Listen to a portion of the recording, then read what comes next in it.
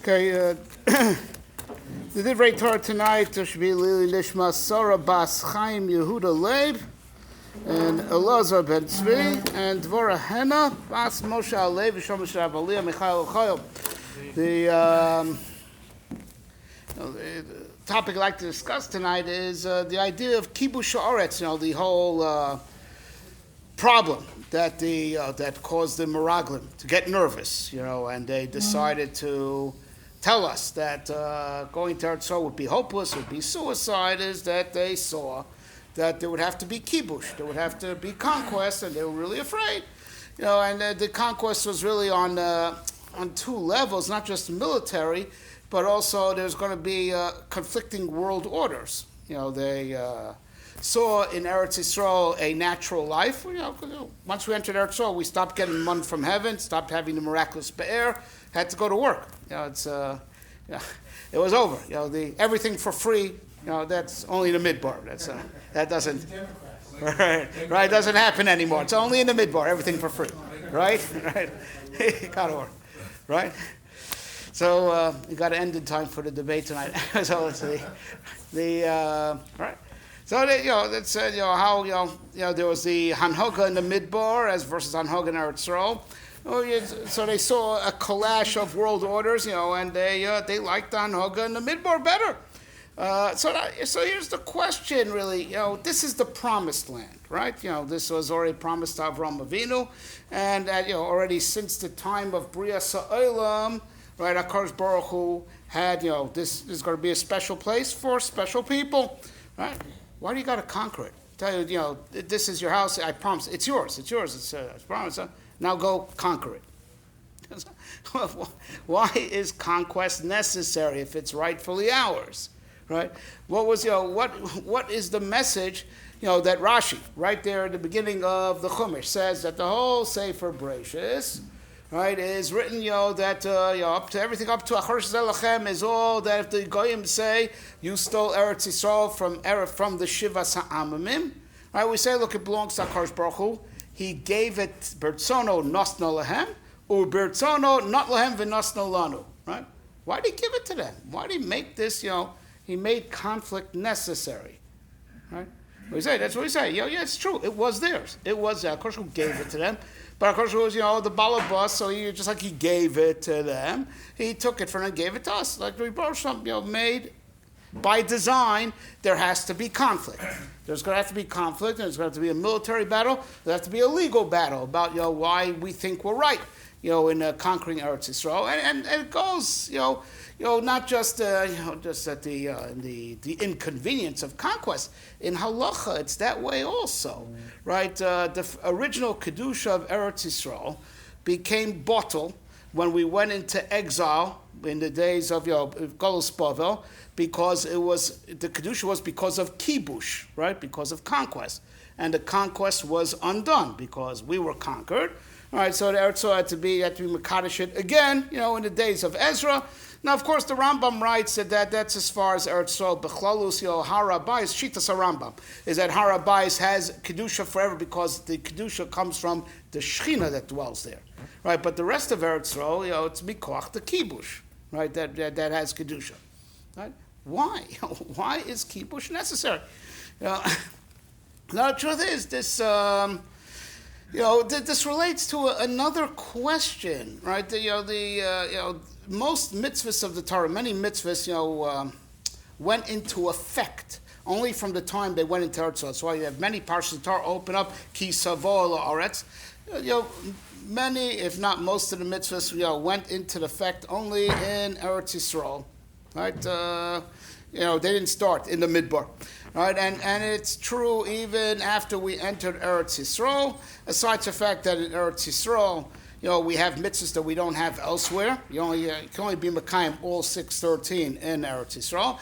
But we know there's this concept. It's not a legal concept, it's not a halachic concept, but it's a philosophical idea that even the mitzvahs that are not chovas haaretz, right, that are not like they're not mitzvahs atuliyas ba'aretz, still they apply, as it were, their ikar makom kiyum of like even things like dinei mominus, or even things like all types of of sukkah, lulav, their ikar mokum of kiyum is in Eretz Yisrael, right? We're taught. Al Pi Kabbalah, the Ramban brings us that in Chutz La'aretz, even though you're obligated, midorais, to keep these mitzvahs because they're not totally in the land, but nonetheless, their metaphysical effect is less potent if you do these mitzvahs like lulav and sukkah and Chutz La'aretz, and it's all we do it in Chutz La'aretz and Begeder, as the Navi says, hatzivi lach tziyunim, right? You should, keep in the practice doing mitzvahs so you'll really be good at it for when you go back to Eretz Yisrael. So we're taught that mitzvahs only hit where it's supposed to hit cosmically if we're in Eretz Yisrael. So if that's the case, why was the Torah given in the Midbar? I give the Torah in Eretz Yisrael because that's the ikar makom of the kiyum of mitzvahs, right? Right. So truth is like this. It goes back to another fundamental question about the human construct, right? Why the Adam is the one thing that's different from all Maisa Bereshis, right? A malach is 100% malach. It's not made up of parts, right?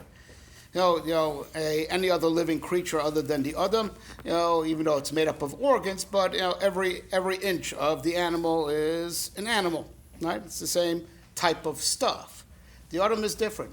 The Adam is a guf from Oretz and a neshama from Shemayim. Right? One thing that there isn't anything like that in all Maisa Bereshis.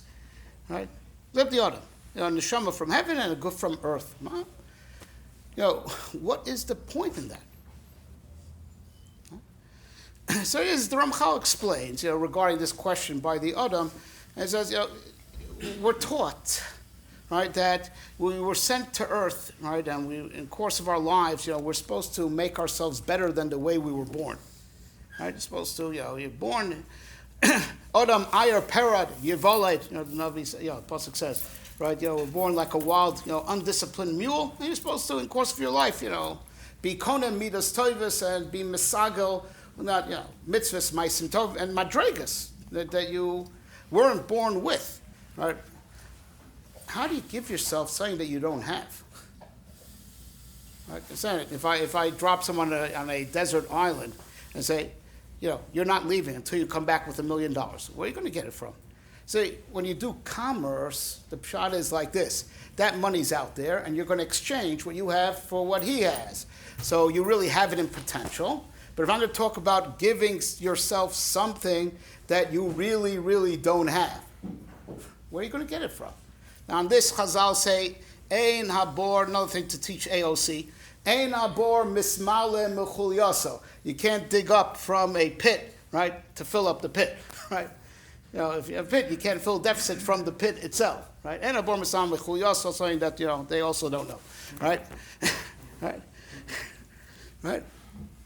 So it says Ramchal, that's why the Adam had to be made up of two parts. A guf and a neshama, right? All the chisronos, all the lackings are in the body. The neshama has, the spiritual power, right? That when it interfaces with the body, right? It could be mashlim the chisronos of the guf. And that's why the Adam who has the mission, because no other creature has the mission of changing itself. Every other creature, the way it's created is the way it is its whole life. Shor ben yomo korui shor, the Gemara says in Meruba. Right? The shore is not changing, the malach's not changing. Nothing. The Adam is the one thing that changes, right? That you're supposed to be different, the way you die should be better than the way you were born. Right? So where does that change come from? Right? Because the Adam is made up of a guf and a neshama, and because of the interface of the two, right, the neshama could be mashlim the chisronos of the guf. Right? And it's called that, a tremendous tikkun was made. What was the tremendous tikkun that was made? That Shemayim is perfect, relatively speaking, right? Earth is full of chisronos, right? And now by importing from the koch of the neshama to the guf, we're mashlim the bria, right? And we bring kedusha and shleimus, to the body. And if we have enough people doing this, you bring shleimus, right, to the world, right? And that's really, you think about it. Shavuos wasn't that long ago. Moshe Rabbeinu went up. He had to debate the Malachim why we should get the Torah, right? And Moshe Rabbeinu, I don't know. I would have given the Torah to the Malachim. He said, "Listen, we've got chesronos you guys don't have, Right? You guys are better than us, right? Klum kina yesh benechem, right? Kina, sinner, right?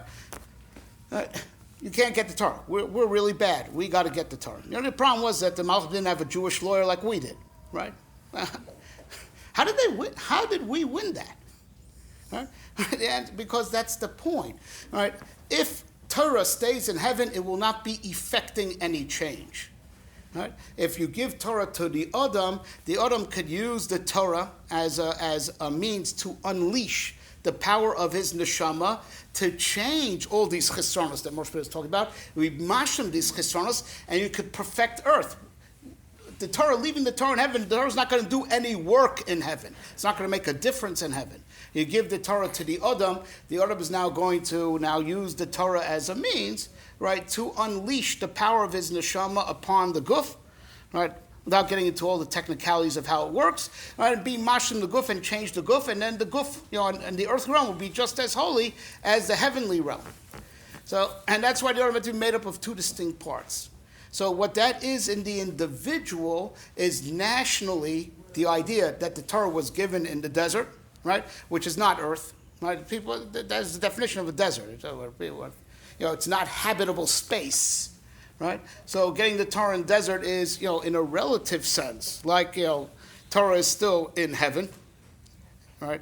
Right? When Am Yisrael comes into Eretz Yisrael, right, that's like the neshama, a national neshama going into the guf.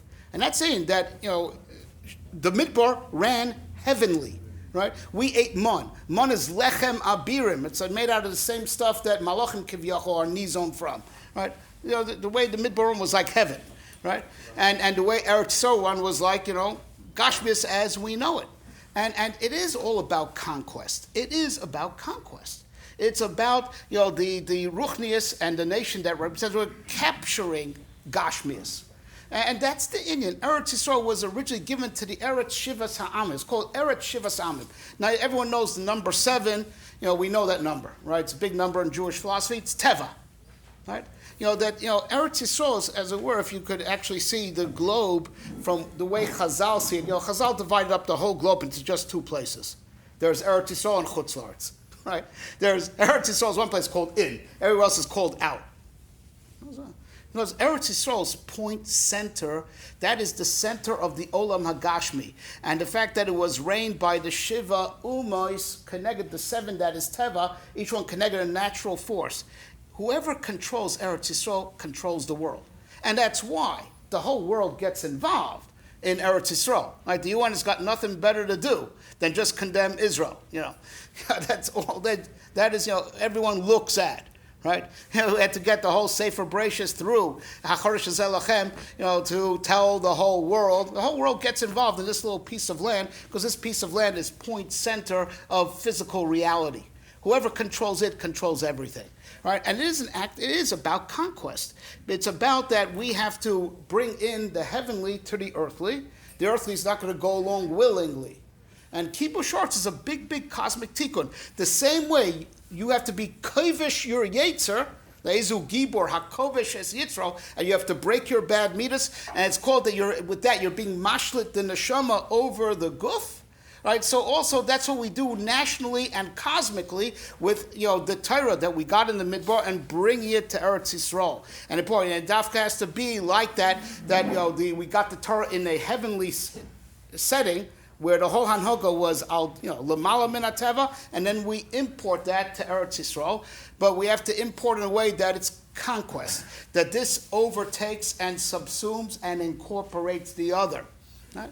And it has to be in the derech of struggle, no different than the human condition. Your life, that life is a struggle between the shama and guf, right? And tikkun amidas, right? That our 7 midas, 7 principal midas, are mamish keneged in the big picture. These shiva sa'amim, and that's merumas. The Balei Chasidus bring a remez to what the Rambam said.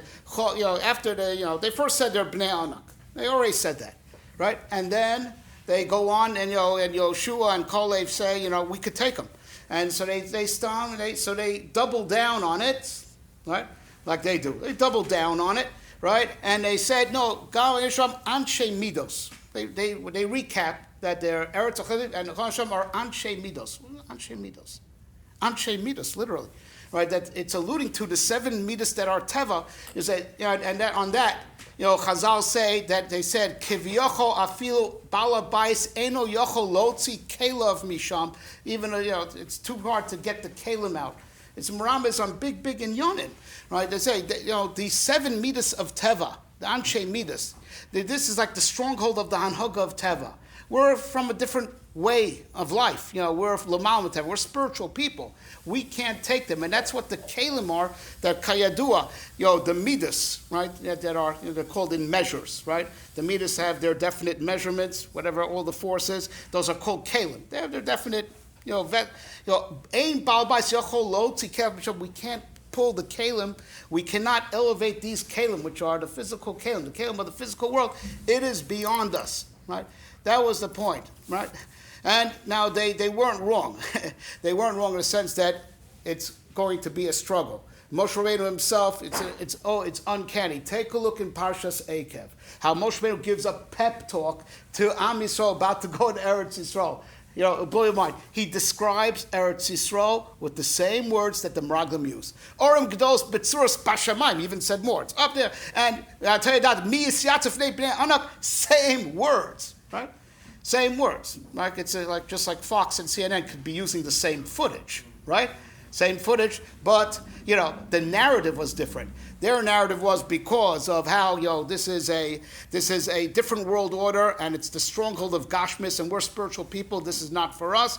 Moshe Rabbeinu is saying the exact same thing, but the difference is the narrative is different, right?